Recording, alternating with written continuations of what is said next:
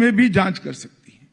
UAPA में भी 14 अगस्त 2019 को संशोधन किया और संपत्ति जब्त करने का अधिकार दिया और व्यक्ति को और संगठन को आतंकवादी घोषित करने का अधिकार भी हमने यूएपीए के तहत दिया, जिसका बहुत संयमित परंतु सटीक उपयोग ये 5 साल में हमारे तंत्र ने किया है। हमने गृह मंत्रालय द्वारा डी रेडिकलाइजेशन के प्रयासों का समन्वय किया गया। विभिन्न मंत्रालयों ने भी अपनी रणनीति तैयार की और एक संस्थागत तंत्र स्थापना करने का काम भारत सरकार के गृह विभाग ने 5 साल के अंदर करा है।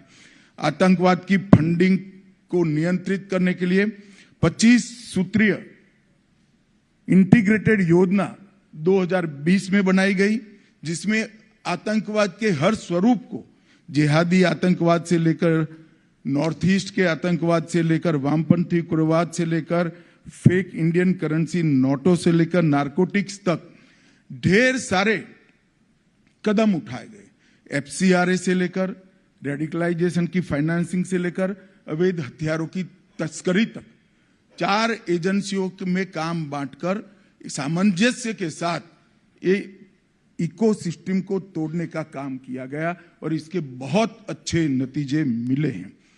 मल्टी एजेंसी सेंटर मैक की वर्किंग को रिवैम्प किया गया।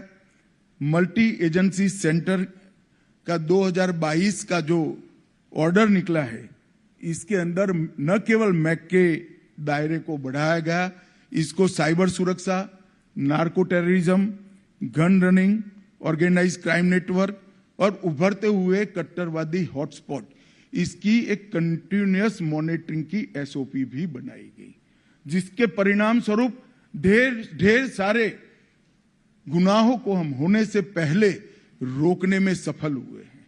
और जब ये मीडिया के मित्र भी खड़े हैं, मैं उनको हमारे अधिकारियों की ओर से एक बात बताना चाहता हूं कि जब कहीं पर 1 किलो आरडीएक्स पकड़ा जाता है तो 2 कॉलम भी इसको समाचार नहीं मिलता है, प्रसिद्धि नहीं मिलती है, मगर ये 1 किलो आरडीएक्स का बम बनकर अगर धमाका होता है तो दिनों तक आप रिपोर्टिंग कर रहे हैं। जो अभी मैक का दायरा बढ़ाया गया, इसके कारण ढेर सारे गुनाहों को होने से पहले रोकने में हमने सफलता करी।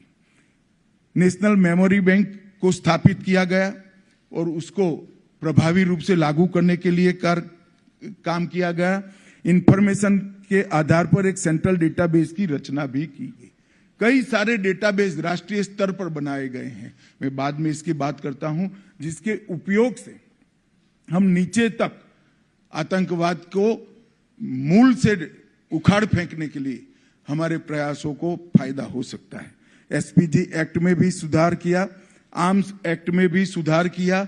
वेपन मैन्युफैक्चरिंग सेक्टर में प्राइवेट सेक्टर को तो जरूर खोला, परंतु इसके सुरक्षा के सारे नियमों को चौक चौबंद किया गया।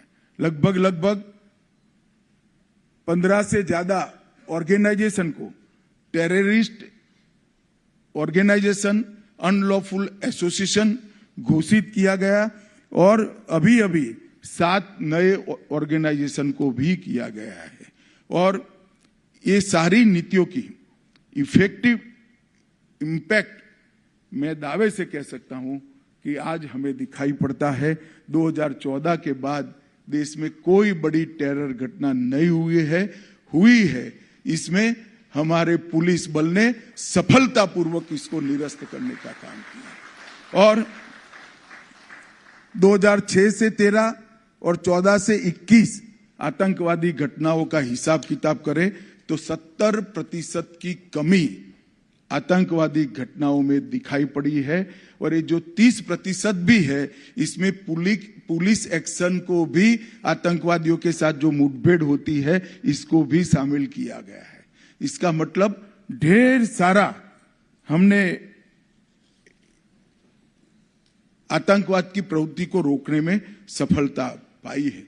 आतंकवादियों की सेल्फ लाइफ में भी कमी आई है, जो पहले 2 साल तक थी, अब कुछ दिनों तक इसको सीमित करने में हम सफल रहे हैं।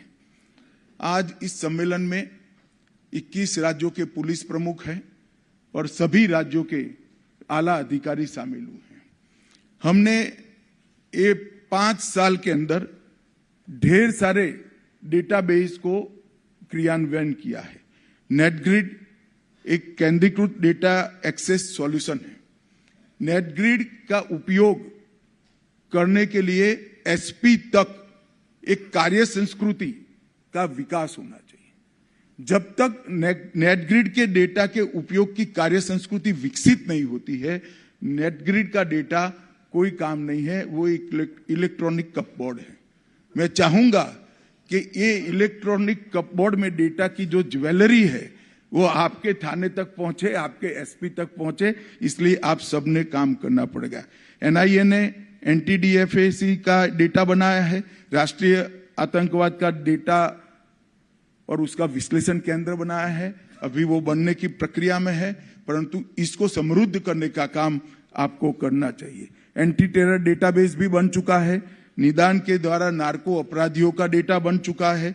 नफीस के अंदर 3 करोड़ से ज्यादा फिंगरप्रिंट का डेटा आज उपलब्ध है, जो आपके पुलिस स्टेशन से एक्सेस इसको मिल सकता है। एनकोड नारकोटिक्स के समन्वय मैकेनिज्म का हमने एक प्लेटफॉर्म बना दिया है और मानस एक हेल्पलाइन भी बनाई है नारकोटिक्स के रोकथाम के लिए। ये सारे डेटाबेस उपयोग कर इस साइलो में पड़े डेटाबेस को एआई का उपयोग कर इसके एनालिसिस और